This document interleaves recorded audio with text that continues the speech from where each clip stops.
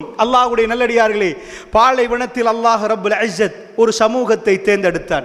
மிக சுருக்கமாக நான் பாயிண்ட் பண்ணிவிட்டு முடிக்கலாம்னு நினைக்கிறேன். ஒரு சமூகத்தை தேர்ந்தெடுத்தான். வல்லாஹி சொல்கிறேன், நான் படித்த என்னுடைய அறிவின் படி அந்த காலத்திலும் இந்த காலத்திலும் நாம் எடுத்துக்கொண்டால் மனிதர்களில் மோசமானவர்கள் எங்கே இருப்பார்கள் என்றால் பெரும்பாலும் ஜஸீரத்துல் அரப் என்று தான் சொல்லலாம். அரபிய தீபகற்பத்தில் குர்ஆனுக்கு பிறகு அவர்கள் மனித புனிதர்கள். ஆனால் இன்றைக்கு நீங்க பாருங்க, இங்கிருந்து பலர்களை பலவிதமாக அனுப்புவாங்க. ஹவுஸ்மேட் அனுப்புவது சரி என்று சொல்லல, ஆனால் அயன் பாக்ஸை வைக்கிறான், சுட தண்ணியை ஊத்துறான், இப்படி பண்றாங்க, எல்லா அநியாயத்தையும் பண்றார்கள். ஆனால் முஃமின்களை நான் பேசவில்லை. இஸ்லாம் என்ற பேரில் வாழ்றவர்கள் நேரத்துக்கு தொழுவார்கள், குடிக்கணுமா எதையும் பண்ணுவார்கள். அல்லாஹ்வுடைய நல்லடியார்களே, அந்த காலத்தில் மனித சமூகத்தில் இப்படி ஒரு பிறவியை நீங்க பார்க்க மாட்டீங்க. எப்படி என்றால், இன்றைக்குள்ள அநியாயக்காரனும் தன்னுடைய பிள்ளை விஷயத்தில் கொஞ்சம் ஜாக்கிரதையாக நடப்பான். அவர்கள் எப்படி என்றால் பெருமை தலை கடித்திருந்தது. அவங்களுக்கு ஆம்பளை புள்ளைண்டா கொண்டாடுவார்கள், பொம்பளை புள்ளைண்டா இஸ்வத்த துஜூஹும், அவங்க முகங்கள் கருத்து விடும். அவரே கொண்டு போய் புதைச்சிட்டு வர்ற அளவுக்கு இப்படி மனிதரை நீங்க பார்த்திருப்பீங்களா? உலகத்தில் மற்ற நாடுகளுக்கு தலைமைத்துவங்கள் இருந்தது. பக்கத்தில் ரோமபுரி, அங்க ஒரு தலைவர் இருந்தார். ரோம பேரரசு 1000 வருடங்கள் பழமையான ஒரு எம்பையர், அங்க ஒரு தலைவர். இந்த பக்கம் பாரசீகம், அங்க ஒரு தலைவர். ஜஸீரத்துல் அரபுல ரசூலுல்லாஹ் வருகிற நேரம் யாரு பிரசிடென்ட், யாரு தலைவர்? தலைவர் இல்ல. இந்த கோத்திரத்துக்கு அவர், அந்த கோத்திரத்துக்கு இவர். சட்டம் இல்ல. இந்த கோத்திரத்தில் அவருக்கு அங்க அடித்தால் இவர்கள் இவருக்கு அடிப்பார்கள். இவ்வளவுதான்.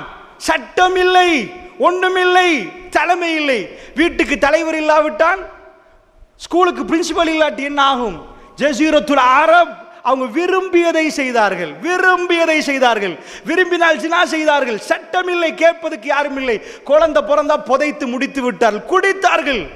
அவ்வளவு மனித சமூகத்தில் ஆக கீழ் உள்ள இடத்துக்கு கலாமுல்லாஹ், அல்யௌம அக்மல்து லக்கும் தீனக்கும் வ அத்மம்து அலைக்கும் நிஅமதி வ ரதீது லக்கும் இஸ்லாம் தீனா.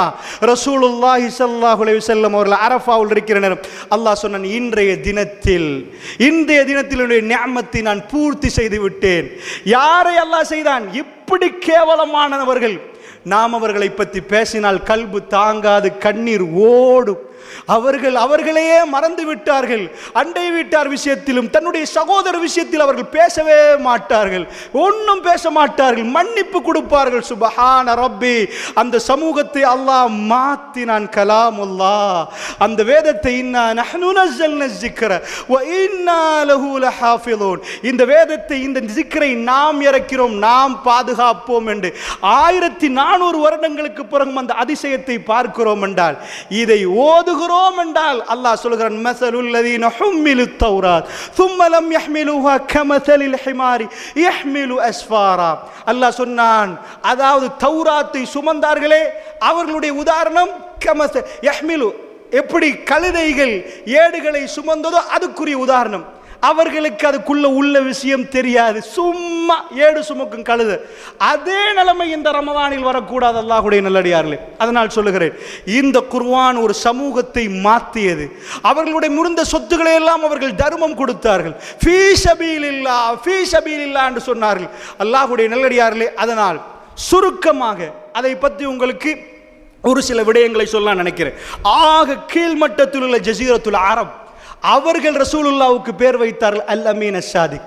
இவ்வளவு மோசமானவர்கள் மத்தியிலே ஒரு மனிதர் நம்பிக்கையாளராக இருந்தால், ஒரு மனிதர் சாதிக்கின்றிருந்தால், அவரை ஹைருல் பஷர், மனிதர்களிலே ஆக சிறந்தவர்.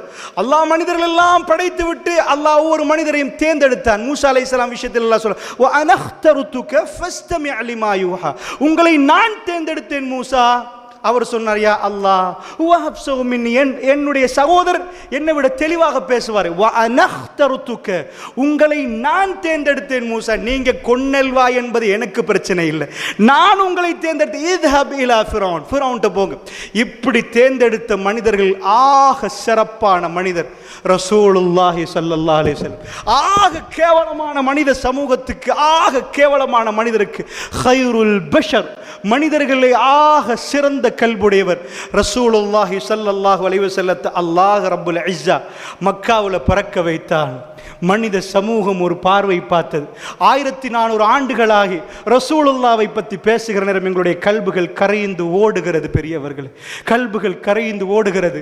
அல்லாஹ்வுடைய தூதருடைய பண்புகளை பேசுகிற நேரத்தில் எங்களால் தாங்க முடியவில்லை. அவருடைய இரவு வணக்கங்களை பேசுகிற நேரம், அவருடைய குடும்ப வாழ்க்கையை பேசுகிற நேரம், சுப்ஹானல்லாஹ், அல்லாஹ் படைத்த மிக அற்புதமான மிகவுமே பெஸ்ட் அல்லாஹ் ரப்புல் ஆலமீன் படைத்த ரசூலுல்லாஹ் வந்தார்கள். அல்லாஹ் என்ன பண்ணினான் தெரியுமா?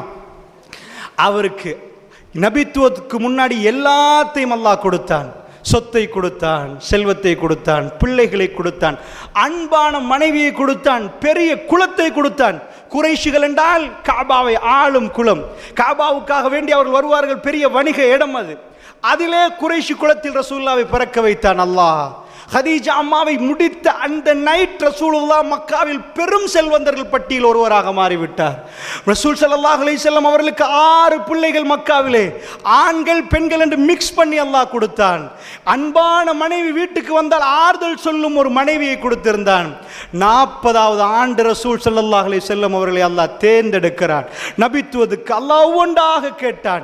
ஒரு வாப்பா தன்னுடைய குழந்தைகள் ஒவ்வொன்றாக கொண்டு போய் கபரிலே வைத்து விட்டு ஜனாசா தொழுதால் எப்படி வேதனை வருமோ, கல்பு வெறுமையாகுமோ, ரசூலுல்லாஹ் அதை அனுபவித்தார்கள். தான் மரணிப்பதற்கு முன்னாடி தன்னுடைய 7 பிள்ளைகளில் 6 பிள்ளைகளை ரசூல் ஸல்லல்லாஹு அலைஹி வஸல்லம் அவர்களுக்கு முன்னாடியே மௌத்தாகி விட்டார்கள். ஒரு வாப்பாவுக்கு, அதாவது ஆண் பிள்ளைகள், பத்ரா முஹம்மது அபுதர் முஹம்மது ஸல்லல்லாஹு அலைஹி வஸல்லம் வாரிசற்று விட்டார் என்று கத்துற அளவுக்கு மக்காவுல அந்த அளவுக்கு ரசூலுல்லாஹ்வுடைய ஆண் குழந்தைகளை அல்லாஹ் எடுத்தான்.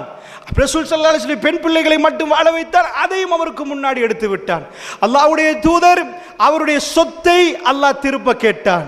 தன்னுடைய மனைவி ஹதீஜா அம்மா வீட்டில் பிள்ளைகளோட வாழ்ந்துகிற நேரம் அல்லாஹ் ஹதீஜா அம்மாவை எடுத்து விட்டான்.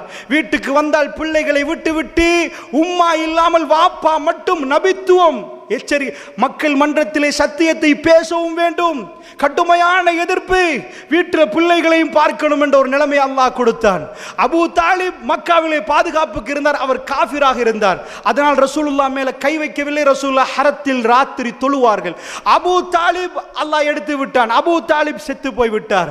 ரசூல் ஸல்லல்லாஹு அலைஹி வஸல்லம் தாயிஃபுக்கு போறார்கள். அல்லாஹ்வுடைய தூதர் மக்காவில் பேச இயலாது, அடிக்க பார்க்கிறார்கள். தாயிஃபுக்கு போய் சத்தியத்தை சொன்னால் ஆயிஷா ரலியல்லாஹு அன்ஹா ஒரு நாள் சொல்லுவார்கள், யா ரசூலல்லாஹ், உங்களுக்கு கவலையான நாள் உஹது நாள், யௌம உஹத், உஹதுடைய நாள் தானே யா ரசூலல்லாஹ், உங்க பல்லால் ரத்தம் போச்சு, தலையால் ரத்தம் இல்லை ஆயிஷா. நான் தாயிஃபுக்கு போனேன். அங்கே என்னை பைத்தியமாக பார்த்து சின்ன பிள்ளைகள் கையில கல்ல கொடுத்து அடித்தார்கள். நான் ஓடினேன். அவர்கள் விரட்டி விரட்டி அடித்தார்கள். அல்லாஹ்வுடைய நல்லடியார்களே, ரசூலுல்லாஹ்வுடைய மானம் போனது. எப்படி என்று சொன்னால், அரபு நாட்டில் அவர் போய் சொல்லுகிற நேரம் அவரோட பழகினவர்கள் எல்லாம் அவர் போன பிறகு சொன்னார், பைத்தியமாய் இவருக்கு, மஜ்னூன், எங்களோடு இருந்தார், 40 வருஷம் வாழ்ந்தார், இறைவன் அவரோடு பேசுறாரா, இது எப்படி நம்புவது, மஜ்னூன் என்று பேசினார்கள். ரசூலுல்லாஹ் போகிற வழியில் அல்லாஹ்வுடைய தூதருக்கு அது தெரியும். கொஞ்ச நாள் போனதுக்கு பிறகு ரசூலுல்லாஹ் குர்ஆனை ஓதி காட்டினார்கள். ரசூலுல்லாஹ்வுக்கு எந்த அதிசயத்தையும் அல்லாஹ் கொடுத்து அனுப்பவில்லை. ஒரு கைத்தடி இல்லை. அவருடைய பண்பு தான் அதிசயம், அவருடைய நேர்மை தான் அதிசயம், அவருடைய ஒழுக்கம் தான் அதிசயம். நான் போய் சொல்லுவேனா? 40 ஆண்டுகள் உங்களோடு நான் அல் அமீன் அஷாதிக் என்று வாழ்ந்தேன். ஒவ்வொரு நபிமார்களுக்கும் அல்லாஹ் ஒன்றை கொடுத்தான், ரசூலுல்லாஹ்வுக்கு எதையும் கொடுக்கவில்லை. அவருடைய ஒழுக்கத்தை தான் அதிசயமாக இந்த உம்மத்துக்கு காட்டினான். அவர் போய் கதவை தட்டிவிட்டு சொல்லுவார், நான் நபி, என்னை ஏற்றுக்கொள்வீர்களா? அத்தனையும் கேட்டுவிட்டு போன பிறகு சொல்லுவார்கள், பைத்தியம் பிடித்து விட்டது, பாவம், இது ஆரம்ப காலம். பிறகு பப்ளிக்காக சொன்னார்கள் மஜ்னூன், பைத்தியம் என்று. பிறகு குர்ஆன் அருளப்பட்டது. அவர்கள் சொன்னார்கள் கவிஞர் என்று சொன்னார்கள், கவிதை கவிஞர் என்றார்கள், ஷாயிர் என்றார்கள். இல்லை அப்பா, அதில் அதிசயம் இருந்தது. மக்கள் அவரை பின்தொடர ஆரம்பித்தார்கள். சாஹிர் என்றார்கள், சூனியக்காரன் என்றார்கள். பெயர்களை எல்லாம் மாற்றினார். அல் அமீன். இப்பொழுது ரோட்டில் நடக்கிற நேரம் அல் அமீன் அல்ல, அவர்களுக்கு மஜ்னூனாக மாறிவிட்டார். அல் அமீன் அஷாதிக் பாதையில் நடக்கிற நேரம் அவருடைய மானம் பறிக்கப்பட்டது. குர்ஆனும் சுன்னாவும் பேசுகிற நேரம் எங்களுடைய மானங்கள் பறிக்கப்படும். பெரியவர்களே, எங்களை நடுசந்தியில் கொண்டு வந்து நிப்பாட்டுவார்கள். ரப்புல் இஸ்ஸா அதை முழு வரலாறிலும் எடுத்து காட்டுகிறான். அவன் கைவிட மாட்டான். வ நிஅமன் நஸீர் வ நிஅமல் மௌலா. பாதுகாவலில் மிக சிறந்தவன் ரப்புல் ஆலமீன், பாதுகாவலில் மிக சிறந்தவன் அல்லாஹ். உதவி செய்பவன் மிக சிறந்தவன் அல்லாஹ். அல்லாஹ் நிரூபிக்க போகிறான். ரசூலிடம் இருந்து எல்லாத்தையும் அல்லாஹ் எடுத்தான். ஹிஜ்ரத் நடக்கிற நேரம் ரசூலுல்லா வரலாறை படித்தார். ரசூலுல்லா பின்னாடி திரும்பினார்கள். அவர் முழுக்க விட்டு விட்டார். ரசூலுல்லா இந்த பூமியில் மிகவும் நேசித்த ஒரு கூட்டம் இருந்த சஹாபாக்களுக்கு தெரியும், தன்னுடைய குடும்பம்